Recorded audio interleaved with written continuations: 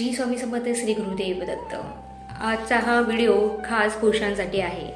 पुरुषांना मेहनतीशिवाय पर्याय नसतो, रोज कामावर जावं लागतं।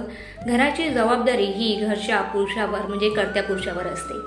तर अशा पुरुषांसाठी हा महिना म्हणजे मार्गशीर्ष महिना एक लाभदायी ठरणार आहे। करायचं काय आहे, आपली अर्धांगिनी आपली सुहासिनी घरच्यांसाठी आपल्यासाठी मार्गशीर्ष महिन्यामध्ये गुरुवारचे व्रत करते, महालक्ष्मीची पोथी वाचते, महालक्ष्मीला नमन करते, महालक्ष्मीला साकडं घालते। तर आपल्या घरातली जी महालक्ष्मी आहे म्हणजे तुमची बायको, तुमची मुलगी, तुमची आई, ह्या ज्या घरातल्या तुमच्या लक्ष्मी आहेत त्यांचाही आदर तुम्हाला करता आला पाहिजे।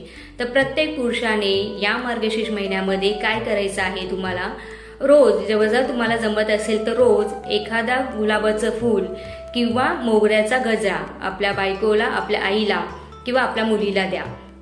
आणि त्याचबरोबर तिच्यासाठी एखादी गोड वस्तू जर तुम्हाला घेता आली खाण्यासाठी तर ती न्या। आणि एखादा चांदीचा दागिना आपल्या बायकोसाठी जर तुम्हाला करता आला तर तो नक्की करा।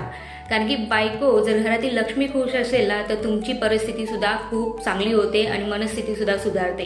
आणि घरच्या लक्ष्मीला प्रसन्न करण्यासाठी हा महिना खूप शुभ आहे। रोज केलं तरी चालेल, महिन्याची अशी गरज नाहीये, पण लक्ष्मी माता आपल्या घरात येण्यासाठी खूप छान असं वातावरण आपल्या घरात आहे।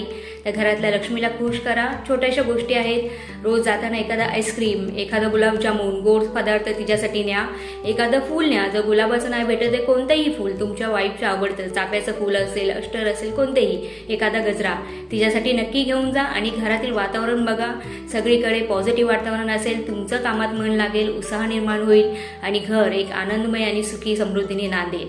करून बघा आणि कमेंटमध्ये लिहायला विसरू नका। श्री स्वामी समर्थ श्री गुरुदेव दत्त।